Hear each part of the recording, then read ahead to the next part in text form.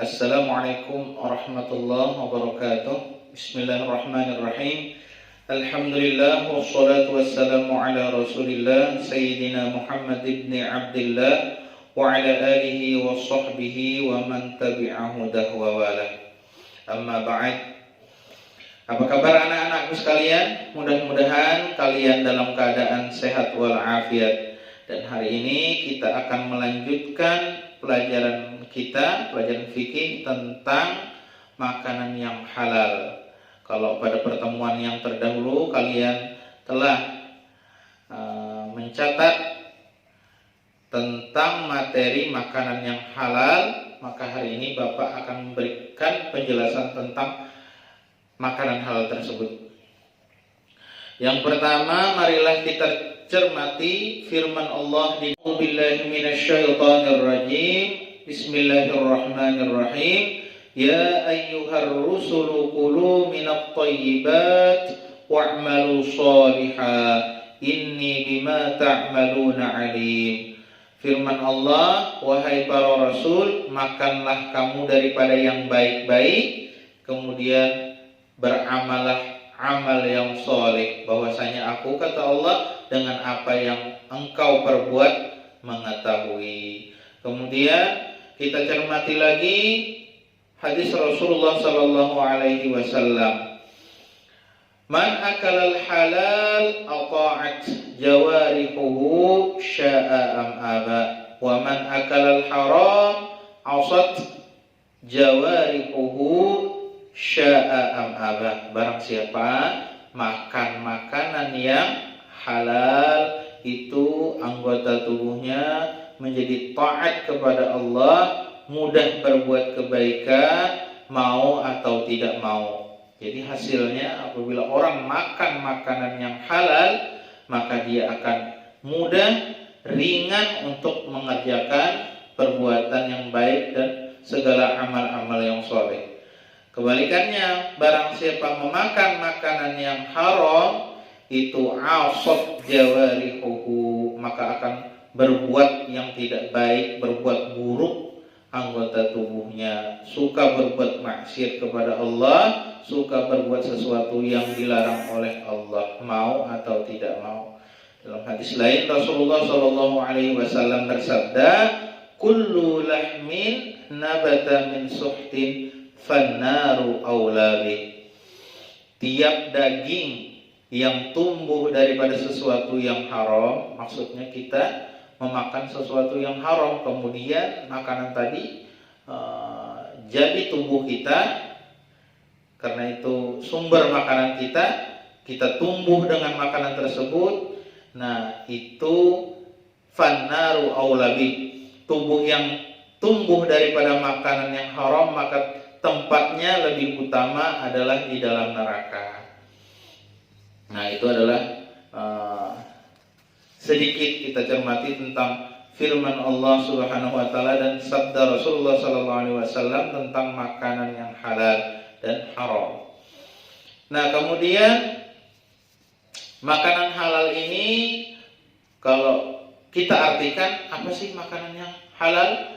Makanan halal itu artinya sesuatu yang dapat dikonsumsi oleh manusia dan diperbolehkan mengkonsumsinya dalam syariat Islam. Artinya tidak ada larangan dalam agama, baik dalam Al-Quran ataupun dalam hadis Nabi SAW. Jadi arti makanan halal yaitu sesuatu yang dapat dikonsumsi oleh manusia dan diperbolehkan mengkonsumsinya dalam syariat Islam.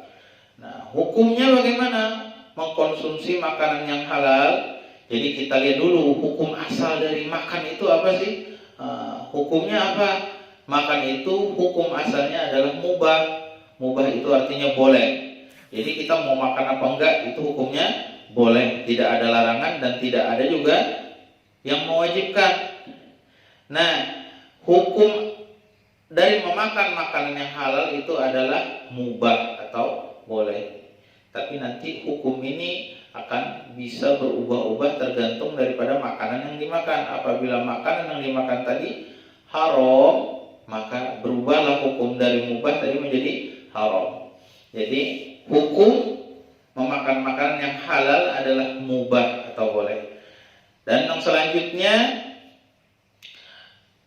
makanan itu kita golongkan menjadi beberapa macam. Yang pertama, makanan itu halal menurut zatnya. Jadi bahannya, yang pertama halal bahannya dulu, bukan dari sesuatu yang haram. Misalnya yang haram daging babi itu bukan halal zatnya, tetapi haram zatnya, tidak bisa dirubah menjadi halal karena dia zatnya sudah dari sesuatu yang haram. Kemudian yang halal zatnya tadi tidak merusak akal pikiran, juga tidak merusak tubuh. Misalnya apa? Ada bahan makanan yang bisa merusak akal.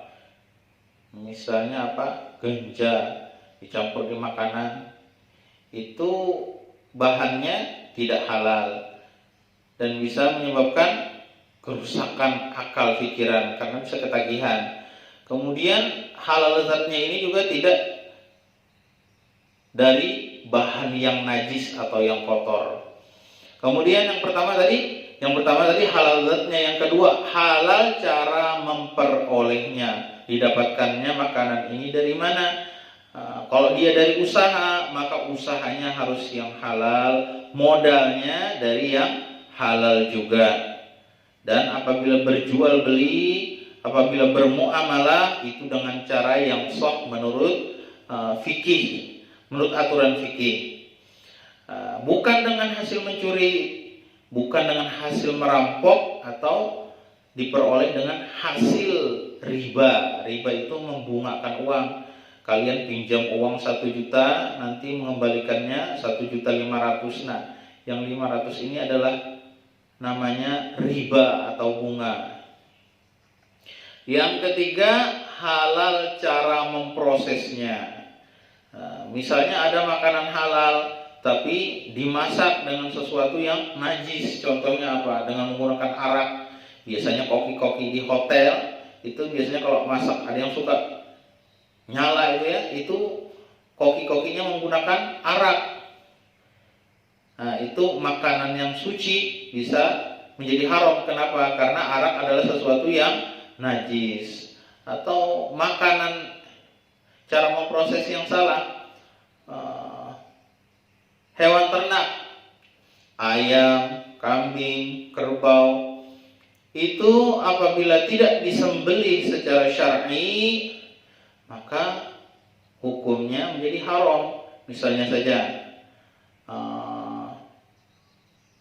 kerbau dipotong, sewaktu dia hidup dipotong, anggota badannya diambil, kemudian dimasak.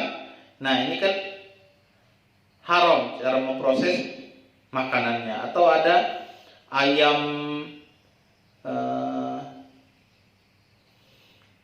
yang harusnya disembelih, nah tidak disembelih, atau bangkai. Ini cara memproses makanannya salah. Jadilah makanan yang seharusnya halal, daging ayam, daging sapi tadi itu hukumnya halal dimakan, tapi karena salah cara memprosesnya menjadi haram.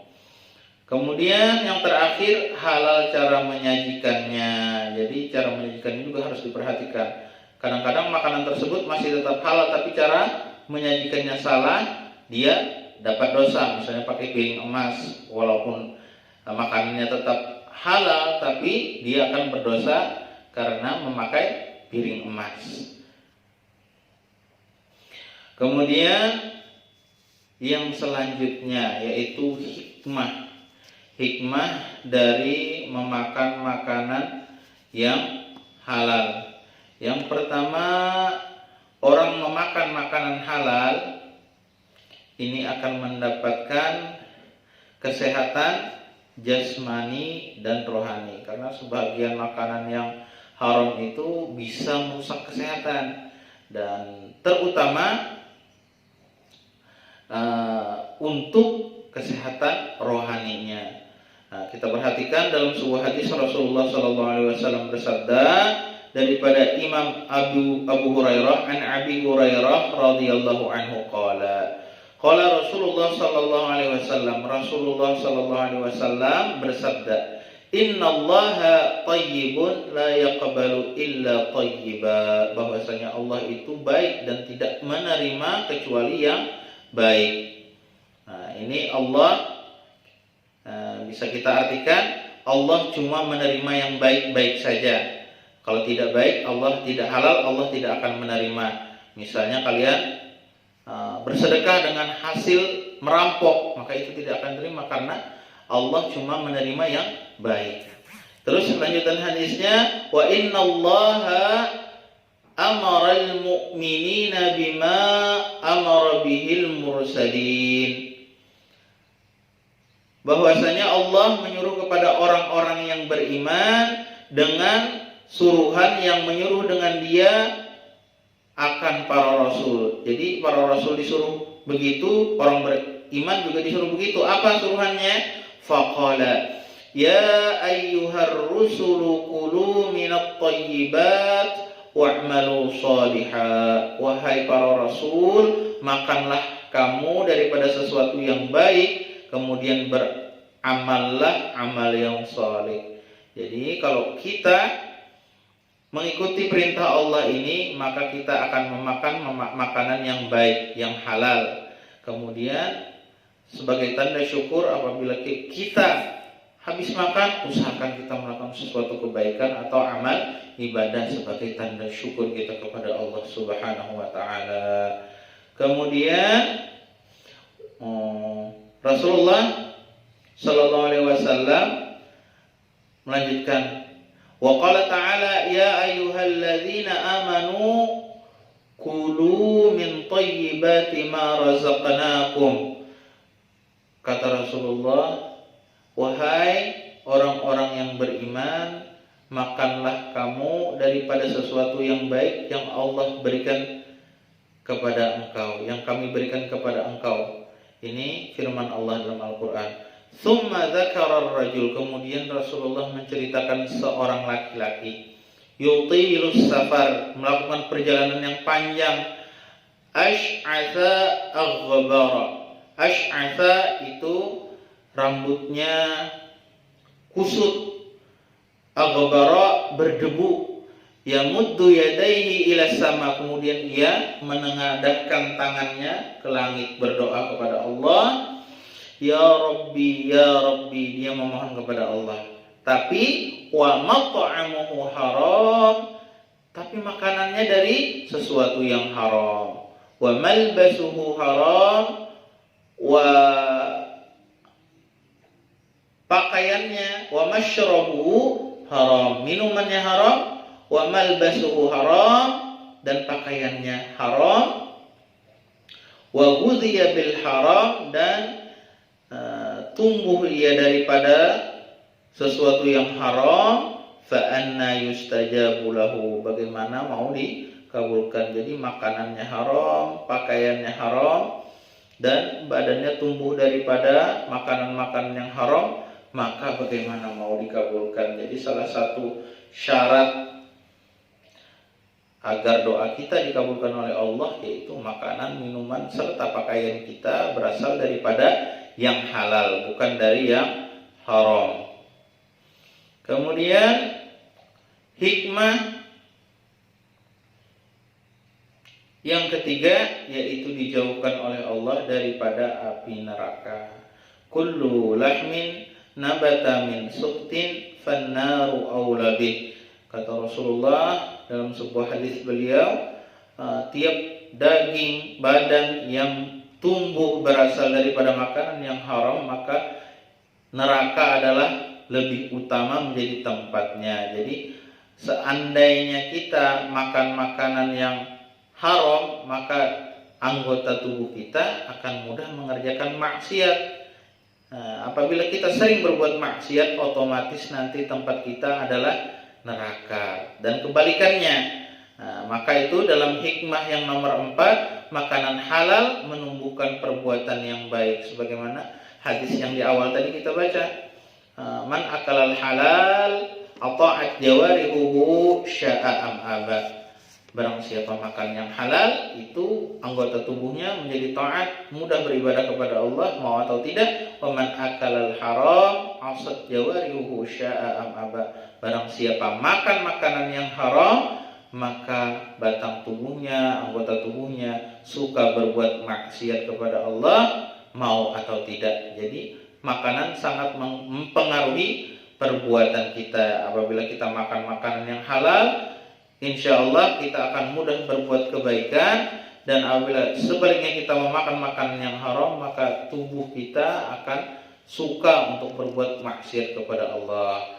Kira-kira itu saja untuk pembahasan makanan yang halal. Bapak akhiri, billahi taufiq wal hidayah. Wassalamualaikum warahmatullahi wabarakatuh.